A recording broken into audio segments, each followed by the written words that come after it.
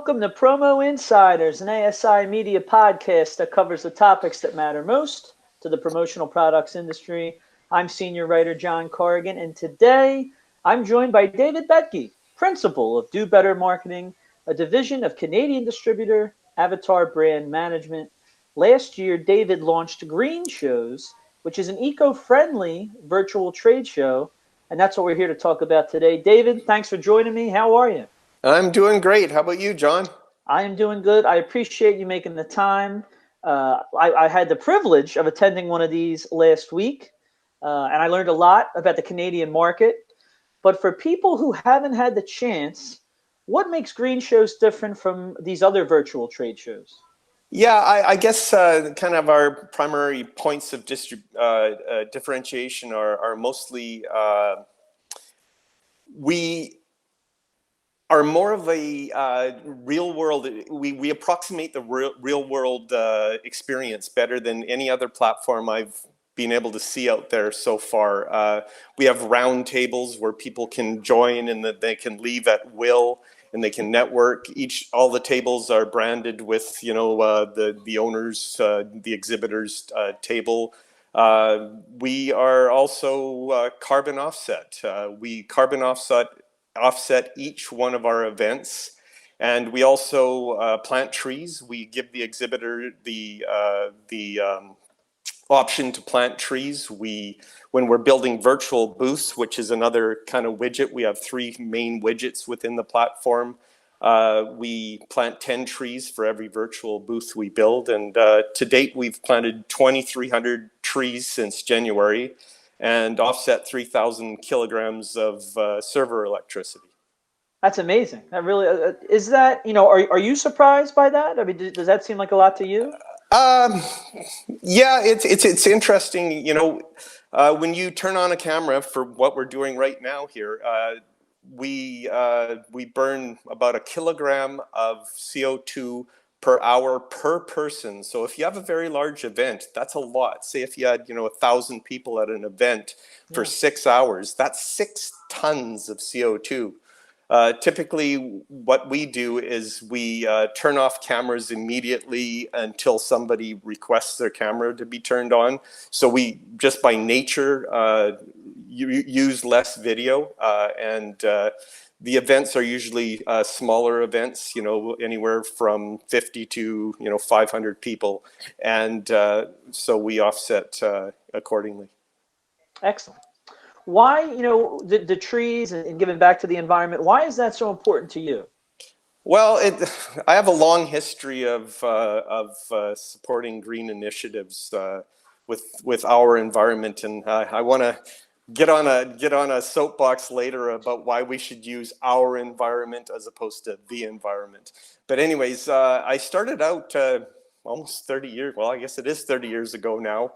I helped save a 65,000 acre forest with T-shirts. I went across the country about a dozen times selling the T-shirts that I designed to universities and colleges, and I would pick up stores along the way and get them to wholesale. I got 180 stores selling my T-shirts, and wow. And we saved the forest. It's now a park that will be protected forever. And then I just kept going with the green initiatives, creating Green Texts, which was an app we created for the event industry where we could reduce exhibitors' print costs by up to 100%. By using our app, the attendee could just go to the booth, put in their booth number, and text the booth number, and they would get a list of absolutely everything that was at that table for print, and they could just either download it there or send it to their email if they had data restrictions. And the exhibitor would get a list of segmented leads, so they knew exactly who took what at the end of the show. So it would shorten that sales cycle. So, of course, it would save a lot of trees because nothing was being printed. Absolutely. And of course, not going so well now that there's no events, but I'm sure that app will pick up again when we get back to physical events as well. Well, it's such a great idea, for the trade show experience. And the idea of an app, I mean, do you have a background in that? In I don't know, I guess technology? Well, self-taught basically over the last 15 years. I just Wow. really had an interest in it, and I have a passion for reducing waste. So I just have been learning and learning and learning, and I've had some help for sure, and that's what we've been doing. That's inspiring. And I think that a lot of people are going to follow your lead now that, I know things are getting back to normal somewhat. I mean, not in Canada though, right? You guys said you're still under lockdown? Yeah, we weren't for a while, but this past weekend is a long weekend, and we've got vaccinations rates are quickly rising, and unfortunately, whenever you have big family gatherings, things can happen. So they put us into lockdown over the long weekend, and in our province, anyways, we've been locked down for a fair amount longer because we have one of the higher rates in the country here. So Wow. haven't been able to get to a barber for a while, as you can see, quite a while. Is there any light at the end of the tunnel for that? Have they given you guys a deadline where they're looking to lift the restrictions? There's no dates. There's No no dates. dates yet.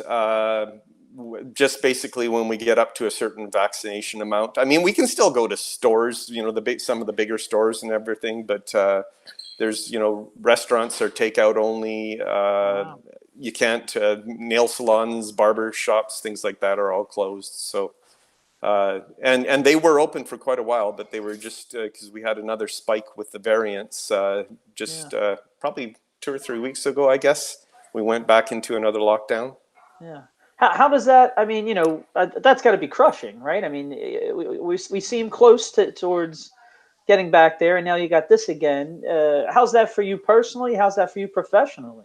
Well, personally, I think everyone, we're all having a hard time with, the uncertainty of, if we had a date, if you behave yourself, this is the date, and we're going to be fine.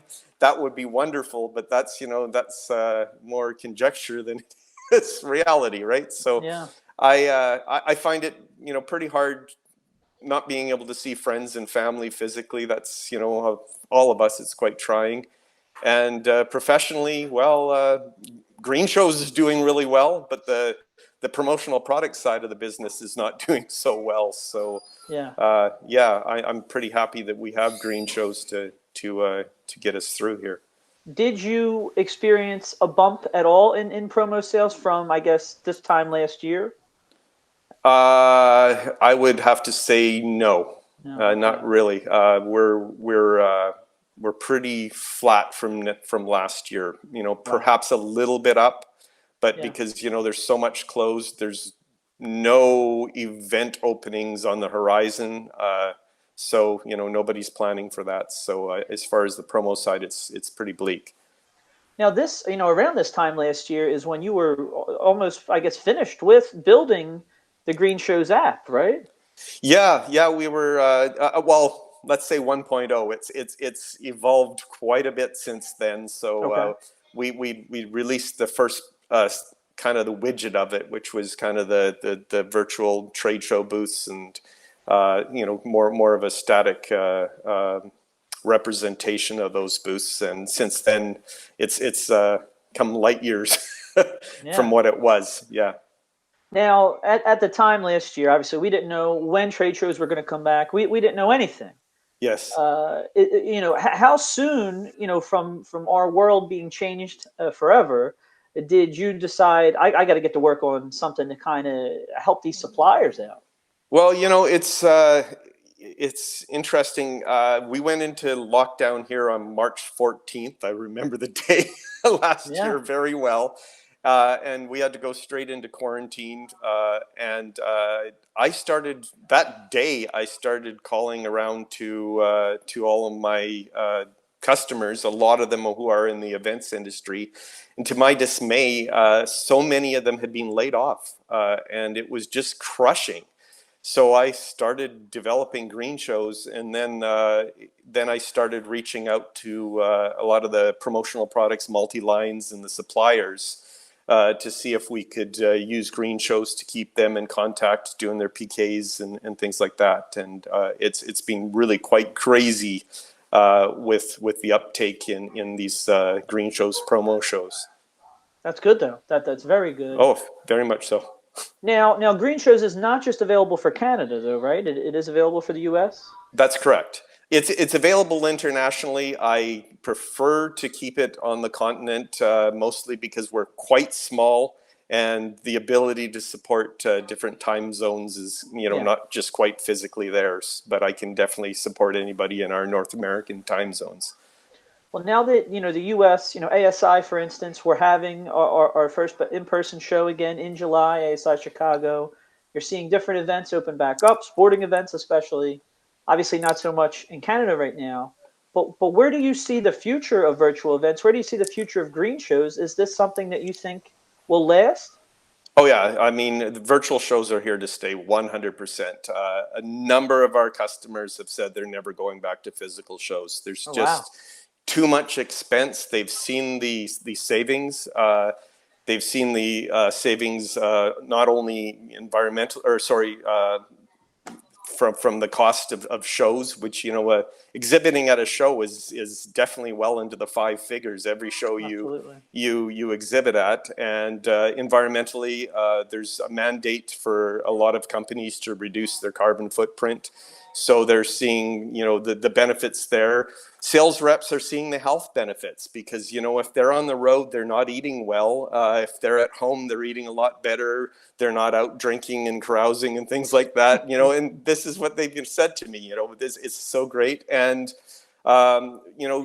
just from a promo side, a lot of the guys are saying they'd still keep doing these shows. They said because we can do our PKs live physically to our top tier clients, but there's those B and C clients that are bread and butter, which we just don't have time to get to and serve them as well as we possibly could. So we'll do a PK through green shows, and then for those B and C distributors, and we can reach more people in less time for less cost. And we can take the savings from that physical event and we can pour it into sampling instead of putting five figures into a big physical show. And then there's a lot of people who are going to be hesitant to go to those shows when they open up for quite some time. And there's also a lot of people who just from distance standpoint won't be able to make those shows. So green shows allows them to capture a larger audience for less cost and cover more territory, as it were, for less cost. So I don't see them going away at all. I see them as a really great tool in the toolbox to reach out to those customers and reduce your costs.